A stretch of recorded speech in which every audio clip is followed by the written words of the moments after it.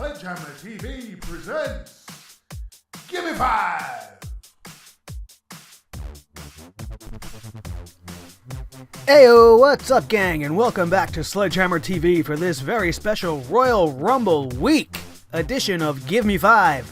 You've seen the worst in the last video, and if you have not, we will link that in the description below, and you can click the little exclamation which will be appearing right now. But that was then and this is now, and it is time for us to run down the best as we give you 5 of the best Royal Rumble winners.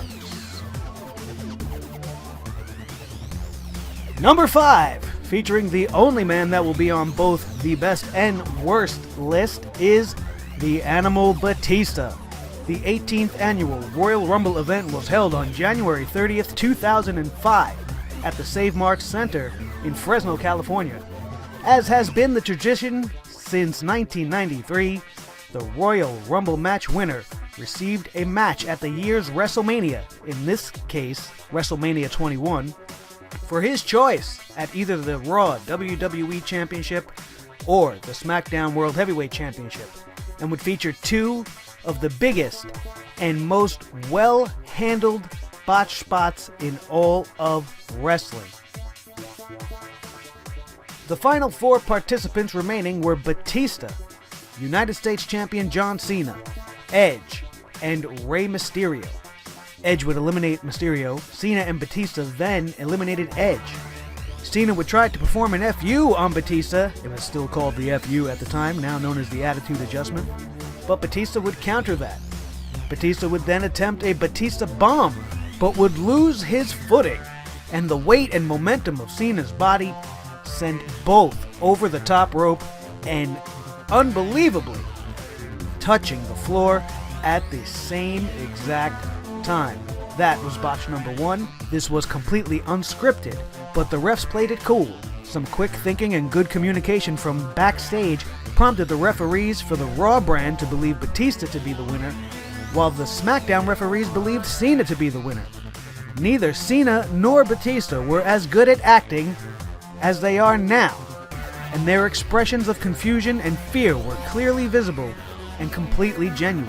They did not know what to do. Botch number 2 would come as WWE Chairman Vince McMahon came to the ring, and after diving into the ring incorrectly, he collapses. Vince legitimately tore both his quadricep muscles, and while seated in the ring, and obviously in pain, took control of the situation and ordered the match to be restarted with the final 2 participants. Batista eliminated Cena following a spinebuster to win the match, an underwhelming finish that felt much more like a do-over than a continuation of the match. This win for Batista would serve as a true launchpad for his career, as his road to WrestleMania 21 ended by beating the Game, Triple H, for the World Heavyweight Championship and cementing his place in WWE history. Number 4, the Heartbreak Kid, Shawn Michaels. On January the 22nd, 1995, at the USF Sundome, located in Tampa, Florida, the Royal Rumble began with HBK Shawn Michaels as the number 1 entrant and the British Bulldog Davey Boy Smith as number 2. Michaels and Smith would end up being the last 2 wrestlers remaining. Smith threw Michaels over the top rope and began to celebrate, but Michaels, who had only touched the floor with 1 foot, was not eliminated from the match. He attacked Smith from behind and threw him out of the ring to become the first wrestler ever to win the Royal Rumble after entering first. Michaels celebrated in the ring with Baywatch Babe Pamela Anderson, and his road to WrestleMania 11 would essentially lead him into a one-on-one collision with a Mack truck. His 7-foot former bodyguard, now WWF champion, Diesel. Shawn wouldn't win the match, but how many guys can say they have main evented WrestleMania with their best friend? I call that a win, if you ask me. Number 3, Brock Lesnar. On January 19th, 2003, at the Fleet Center in Boston, Massachusetts, was the first Royal Rumble featuring the talent from the Raw and SmackDown brands after the WWE's first ever brand split. with the winner facing their respective brand's champion. Before he was Paul Heyman's Beast Incarnate, who took us to Suplex City, he was Paul Heyman's young rookie dubbed the Next Big Thing. That night, the Next Big Thing version of Brock Lesnar entered the Royal Rumble at number 29, and The Undertaker returned to the WWE after a 3-month hiatus, entering at number 30, the final four being Kane, Batista, Brock Lesnar, and The Undertaker. Kane and Batista started teaming up as they were the remaining participants from Raw and battled the SmackDown participants, Lesnar and The Undertaker. Undertaker eventually eliminated Batista and then battled Kane before eliminating him.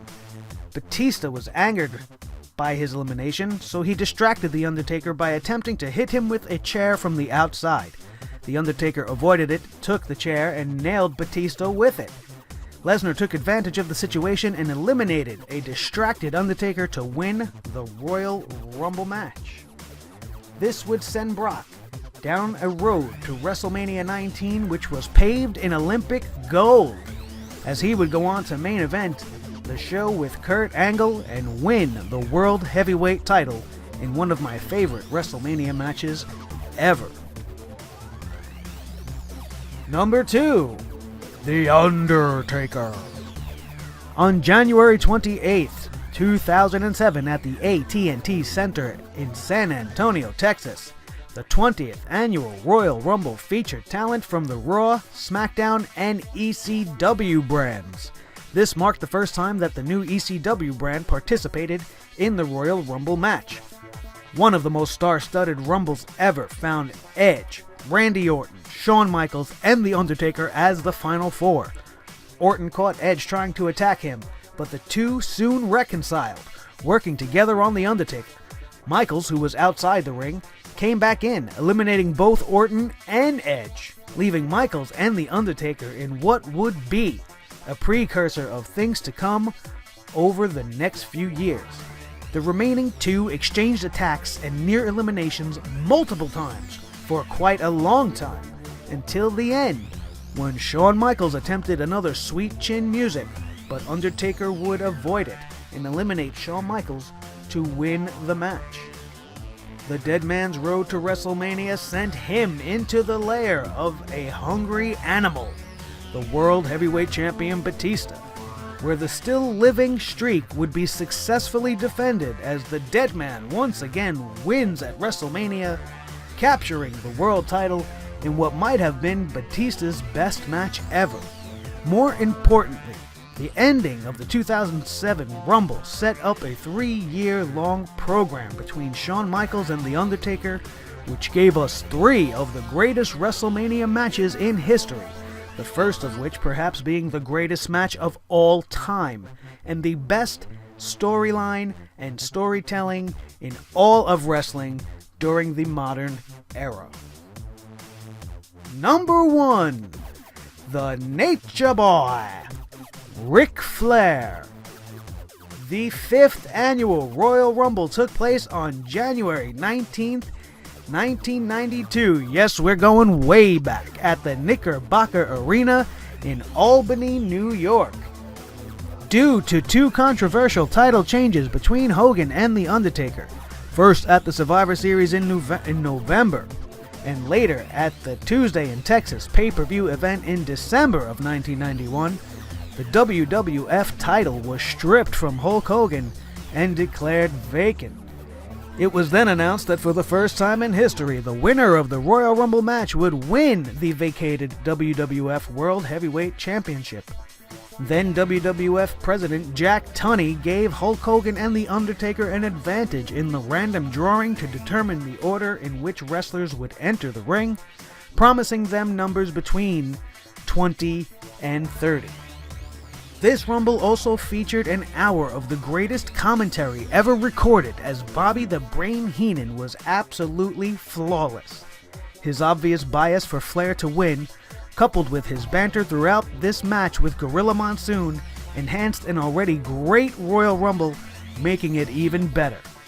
The final four featured Hulk Hogan, Ric Flair, Sid Justice, Psycho Sid, we'll just call him Sid, and the Macho Man, Randy Savage. Savage would be the first of the 4 eliminated, followed by a sneak attack elimination of Hogan by Sid. Hogan then grabbed Sid's arm from the outside and distracted him long enough for Flair to come over and eliminate him. And after 60 minutes and 2 seconds, Ric Flair would become the new WWF World Heavyweight Champion. This would lead Flair to an epic, unforgettable WrestleMania title match to finally see who the greatest of all time truly was with Macho Man Randy Savage? Ooh, that's another story for another day. The importance of the 1992 Rumble goes even further. It is widely considered the best Rumble ever. Having something at stake, in this case the WWF Championship, really added to the drama and excitement created by this match, and would lead to the WWE instituting the stipulation to have the Royal Rumble winner get a title shot in the main event of WrestleMania from that year forward. Thank you so much, everybody, for tuning in to another Gimme 5. It's Royal Rumble week, and we got the Rumble coming up this weekend. I hope to see you there. We will have a live review of the pay-per-view going up immediately after the show on Sunday. I am Nick Nightmare with Blue, the Snowball microphone. Hit that like button, subscribe if you have not done so already, and we'll see you back on SledgeHammer TV for more great wrestling content next time.